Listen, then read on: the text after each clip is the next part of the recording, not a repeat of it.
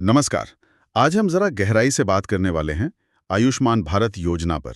इसे प्रधानमंत्री जन आरोग्य योजना मतलब पीएमजेएवाई भी कहते हैं।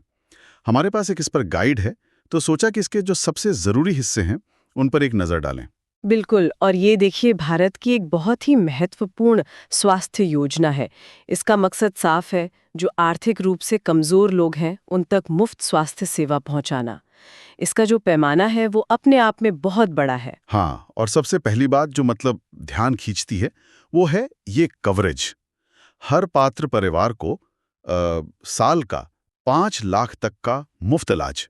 ये रकम तो काफी बड़ी है, और सुना है कि लगभग 80 करोड़ लोग इसके दायरे में आते हैं, ग्रामीण शहरी सब मिलाकर। जी हाँ, ये आंकड़ा वाकई बहुत बड़ा है।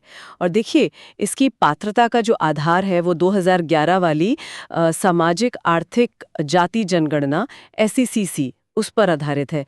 उसी से ये पहचाना गया कि कौन से परिवार ज्यादा जरूरतमंद है। अच्छा, तो ये SEC डेटा से तय होता है। और प्रक्रिया सुना है कि इसमें अपनी जेब से पैसा नहीं देना पड़ता, मतलब कैशलेस है। एकदम सही। ये योजना पूरी तरीके से कैशलेस और पेपरलेस है।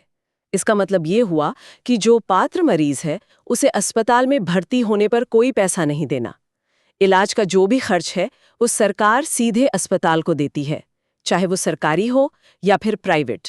बस पैनल में होना चाहिए। हम्म। और एक और चीज, अस्पतालों में मदद के लिए आयुष्मान मित्र भी होते हैं। अच्छा, आयुष्मान मित्र। हाँ, वो मरीजों की मदद करते हैं, प्रक्रिया समझाते हैं, जो भी जरूरी सहायता चाहिए उसमें मदद करते हैं। ये तो बहुत अच्छा इंतजाम है, खासकर उन लोगों के लिए जो शायद अस्पताल की चीजों से ज्यादा वाकिफ ना हो।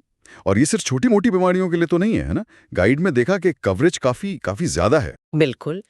इसमें छोटी मोटी बीमारियां ही नहीं, बल्कि 1500 से भी ज्यादा तरह के इलाज और प्रोसीजर शामिल हैं।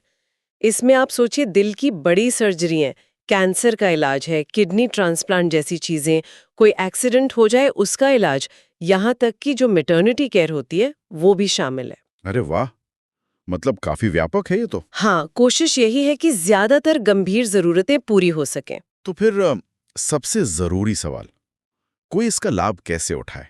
कैसे पता चले कि कोई पात्र है या नहीं? देखिए, इसके लिए आयुष्मान कार्ड बनवाना जरूरी होता है। और अच्छी बात यह है कि प्रक्रिया अब काफी आसान कर दी गई है। एक तो ऑनलाइन तरीका ये है। ऑनलाइन कैसे? एक वेबसाइट है beneficiary.nha.gov.in। वहां जाकर अपना मोबाइल नंबर और आधार इस्तेमाल करके eKYC करना होता है। वहीं से पता चल जाता है कि आप पात्र हैं या नहीं, और फिर कार्ड डाउनलोड भी कर सकते हैं। ऑनलाइन तो ठीक है, पर सबके पास इंटरनेट या कंप्यूटर की सुविधा नहीं होती, उनके लिए क्या? हाँ, ये भी सोचा गया है। तो जो लोग ऑनलाइन नहीं कर सकते, वो अपने नज़दीक के कॉमन सर्विस सेंटर यानी CSC जा सकते हैं, या फिर किसी भी पैनल वाले अस्पताल में भी जा सकते हैं। अच्छा, CSC या अस्पताल। जी, वहाँ अपना आधार कार्ड और अगर राशन कार्ड है तो वो ले जाएं। वो लोग पात्रता जांचने और कार्ड बनवाने में पूरी मदद करते हैं। क्या क्या दस्तावेज लगते हैं मोटे तौर पे? मुख्य रूप से तो आधार कार्ड जरूरी है, पते का कोई प्रमाण हो जैसे राशन कार्ड, और एक चालू मोबाइल नंबर चाहिए होता है। ठीक है। और मान लीजिए किसी को और जानकारी चाहिए या कोई मुश्किल आ रही हो। उसके लिए हेल्पलाइन नंबर्स भी हैं। सरकार ने जारी किए हैं 155555 और एक टोल फ्री नंबर है 1800111565। इन पर फोन करके कोई भी जानकारी ले सकते हैं या मदद मांग सकते हैं। बढ़िया, ये नंबर्स काम आ सकते हैं। तो संक्षेप में कहें तो आयुष्मान भारत एक बहुत बड़ी कोशिश है। इसमें टेक्नोलॉजी जैसे ऑनलाइन पोर्टल और जमीन पर जो नेटवर्क है जैसे CSC और अस्पताल, इन दोनों का इस्तेमाल हो रहा है ताकि करोड़ों लोगों को गंभीर बीमारियों के इलाज के लिए एक आर्थिक सुरक्षा मिल सके। कोई परिवार इलाज के खर्च से बर्बाद ना हो। बिल्कुल। इसने स्वास्थ्य सेवाओं तक पहुंच को बेहतर बनाने की एक महत्वपूर्ण कोशिश तो की ही है। और चलिए यहाँ एक सवाल के साथ इस चर्चा को रोकते हैं, जिस पर शायद हम सब सोच सकते हैं।